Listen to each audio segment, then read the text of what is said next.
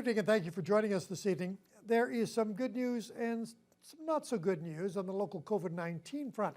The number of active cases continues to fall, but so too did the number of vaccinations across the district. The health unit is reporting 6 new cases today, 4 due to close contact, 1 from travel, and another with a source that's still undetermined. There was also 1 new variant detected. 10 more cases have been resolved, bringing the active case count down to 44. That's the lowest level since mid-November. And the weekly incidence rate has dropped from 43.4 cases per 100,000 people to 22.7, while the positivity rate fell to 1.3%. Now, on the vaccine front, close to 70,000 doses have now been administered around the district, representing 38% of the total population with at least 1 dose and 45% of people 16 and older. More than 8,000 people have now received both doses. But the weekly total continues to fall from a high of 9,000 doses 3 weeks ago to 7,179 doses last week. Dr. Janet DeMille has said that she expects that number will start to rise again by the second week in May. Now, the good news, bad news scenario is also being reflected across the province. Ontario is reporting just under 2,800 new COVID-19 infections today. That's down sharply from the 3,400 reported yesterday. But another 242 people have been admitted to hospital. And of the 609 of the 886 people in intensive care units are on ventilators. Meanwhile, Ontario's health minister is trying to calm fears among those who've received the AstraZeneca vaccine following yesterday's controversial advice on vaccine options. Colin DeMello reports. The Ford government is once again talking about the benefits of the AstraZeneca vaccine to get some level of protection from COVID-19. The government is trying to convince people to use up the 100,000 doses of the vaccine still left in this province. I'll go ahead. Okay. Amid fresh questions about which vaccine is the best vaccine, Ontario's health minister is trying to reassure residents. The best advice and the best vaccine for you is the first one that you're offered, because they have all been approved by Health Canada. They have all been approved by NACI. And we know that the first dose provides you with a great protection. The National Advisory Committee on Immunization created a stir yesterday after suggesting that the Pfizer and Moderna vaccines were the preferred option and raised concerns about the AstraZeneca shot. This needs to be an informed consent. If, for instance, my sister was to get the AstraZeneca vaccine and die of a thrombosis, when I know that it could have been prevented and that she's not in a high-risk area, I'm not sure I could live with it. Ontario has so far administered the AstraZeneca vaccine to more than 800,000 residents, including Premier Doug Ford and Health Minister Christine Elliott, both of whom received the shot to dispel vaccine hesitancy. There are 96,000 doses remaining in Ontario, and health experts are urging residents to get the first shot that's offered. If we were, I don't know, New Zealand, where you have exactly 0 cases of COVID-19, maybe we'd be having a different conversation. But we're not. We're in the midst of a third wave. And of course, when these were coming out, we were in the midst of a big second wave. So context, risks, benefits, alternatives are all extremely important to enable people to make an informed decision. But with additional shipments of the AstraZeneca vaccine now in doubt, the Ford government says it's now considering whether to mix vaccines. We're looking at mixing the vaccines with another one, perhaps Pfizer or Moderna.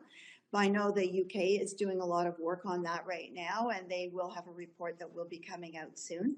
And I believe NACI is looking at that as well. So there will be a vaccine available for your second dose. It's unclear when a final decision will be made. As Ontario expects to receive millions of doses of the vaccine over the next 2 months, they're talking now about shortening the interval between doses. The health minister says that will be done for some, not all, but the details haven't been finalized just yet. Colin DeMello, CTV News. The Ontario government will offer remote learning for the full 2021-2022 school year. There's no clear answer yet on whether students will be returning to the classroom this year. The announcement came along with a slew of other funding announcements today, including $85.5 million to help students who have fallen behind because of remote learning, and $59 million in continued special education, mental health, and well-being supports. When asked about when students will be able to return to the classroom, Education Minister Stephen Lecce said giving parents the option of online learning was the best course. We are ensuring every board in Ontario will provide that choice, a virtual learning experience, and we've asked them to provide more time to parents to make that choice. Lecce says the government is following the advice of the Chief Medical Officer of Health on the safe return to school. He says Dr. David Williams' recommendations have not changed at this time, as Ontario faces high community transmission risk and an overburdened healthcare system. Now, with the growing risk of variants of concern, the Northwestern Health Unit is ramping up enforcement for those who still go to work while showing symptoms of COVID-19. Health inspectors have already given out at least one $750 fine, and they hope it will get through to those who shirk their public health guidelines.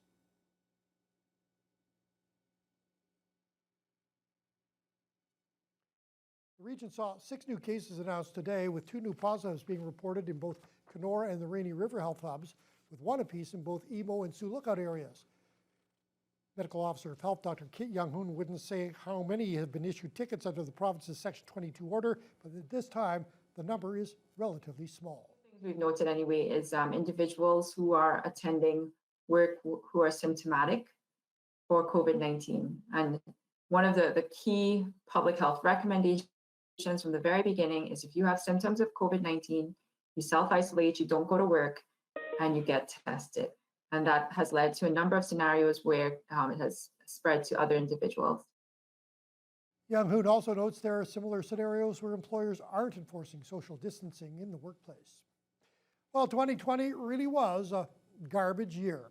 According to the Solid Waste Management Strategy update that was brought before City Council last night, the pandemic caused Thunder Bay's total amount of waste generated to increase for the first time in 5 years. Council also heard a first report that aims to get Thunder Bay to a net zero greenhouse gas emissions by 2050. Troy Charles has details. You know, if you take sort of 2020 out of the equation, everything's moving in the right direction. Jason Sherban, the city's manager of solid waste and recycling, is placing the blame on the pandemic for the increase in waste generated in Thunder Bay. His waste management strategy update told councillors the city was making progress, reducing the total amount of waste generated between 2016 and 2019 and increasing the amount diverted to landfill from 24 to 27%. But that progress was halted in 2020. We obviously seen a spike in the amount of waste generated. This isn't unique to the city of Thunder Bay. Every municipality across the province is feeling this, and I'd imagine across Canada, you know, with people doing home renovations and just cleaning over the last year. I think the important thing to keep in mind with the spike in residential, we have seen an increase in the amount of recyclables collected. So actually a 4% increase between 2019 and 2020. And if you look at the 5-year trend, we're actually up 13%. Sherban noted they are looking to once again expand the number of plastics allowed. Currently, only number 1s and 2s are accepted. Provincial policies are also expected to require the city to operate an organics collection program by 2025. Council also voted to receive its first net zero strategy report. The report lays out a plan for the city to reach net zero greenhouse gas emissions by 2050. Some key recommendations include retrofitting a large portion of buildings by 2030 and having vehicle sales 100% electric by 2040. Current River Councillor Andrew Folds is passionate about the strategy. This plan is bold. There's no question of that. It's bold. But remember that it's a 30-year plan. And we should have been bold probably 20 years ago. The crisis is now, and if we don't do something now, if we don't do our share now, we're going to be in trouble. The full report can be found on the city's Get Involved webpage. A virtual open house and survey will be open until May 30th. On June 7th, the net zero strategy will be presented to City Council for endorsement. Troy Charles, TBT News. Meanwhile, City Council has officially given the green light for construction of a roundabout at the corner of Edward Street and Redwood Avenue. Councillor Aiello? In favor. Your worship. Yes. Okay, that is carried. Next item, please. With that vote, Thunder Bay will be getting its first roundabout on a city street. Council voted 10-1 last night to award the roughly $2.7 million tender for the project to Nadine Contracting. In addition to replacing a set of traffic signals with a roundabout with an Indigenous medicine wheel theme, the contract also covers reconstruction of a section of Edward, water main replacement, and installation of a new multi-use path. Councillor Rebecca Johnson cast a lone vote to protest against the tender over unresolved concerns about pedestrian safety for those with disabilities. Also last night, Council agreed to push ahead with the removal of 2 sets of traffic lights after receiving few concerns from the public. Traffic signals at the intersection of Donald and Vicker Street and Frederica and Brown Streets are both set for decommissioning this summer to be replaced with 4-way stops. 3 construction permits have been filed with the City of Thunder Bay for a number of businesses to be built on the County Fair Mall property. Construction is taking place directly west of the shopping plaza. An official with the city's Building Services Department says 2 lots along East Avenue will be the home of a hybrid gas bar restaurant with a retail component and a bank. The bank is reportedly going to be the new north side location for the Bank of Montreal, which is currently located on the corner of Red River Road and Court Street. That application comes with an $800,000 estimated price tag for construction and was submitted by Trogot Building Contractors. The gas station restaurant construction is being undertaken by EXP Services and is worth $2.5 million. The recent suspension of flights from India to Pakistan by the federal government has added extra challenges for international students studying at Canadian schools like Lakehead University. LU students who are planning to come back to Canada are now stuck in limbo. Catalina Gillies has that story. Last week, the Canadian government suspended direct flights from India and Pakistan after COVID-19 cases and variants skyrocketed in those countries. Lakehead University currently has around 520 students from those countries enrolled in the current semester. Close to a third of them returned to their home countries when the pandemic began, and many are now wanting to make their way back. This is affecting our studies a bit. The time zone difference is affecting our health, our eating schedules, our sleeping schedules, everything. Lakehead student and president of the Indian Student Association, Krish Kokhani, says he, along with other students, had their flights booked, ready to return to Thunder Bay. All of a sudden, at midnight, 3:30 in India, the news pops up that the transport minister has announced banned flights from India and Pakistan. So for a month, we could not believe any such things would happen because Canada was the only country who were taking so much quarantine precautions. LU Vice Provost International James Aldridge says there's around 70 students from India and 80 overall that have been caught up in the travel restrictions. Students had planned to arrive this month and had filed their quarantine plans to the school. Aldridge says the university plans to return to in-class learning in the fall, but they will make accommodations if needed. We're also aware of the potential that some students might be stuck outside of Canada and needing to learn online. And so, as we've done in previous semesters, we'll continue to put in place a number of measures to allow students to continue to study online successfully. Prime Minister Justin Trudeau announced Friday that the government is considering banning international students from entering Ontario, a request from Premier Doug Ford. However, there's no clarity yet on when that rule would go into effect or how long it would last. Catalina Gillies, TVT News. Thunder Bay dentist has been handed a stiff penalty following a professional misconduct hearing today conducted by the Royal College of Dental Surgeons of Ontario. The hearing was ordered after Dr. James Mao was convicted in May of 2018 of 2 counts of assault with a needle. Following the hearing, the college found Mao guilty of misconduct, abuse of a patient, failing to provide accurate information, and other offenses.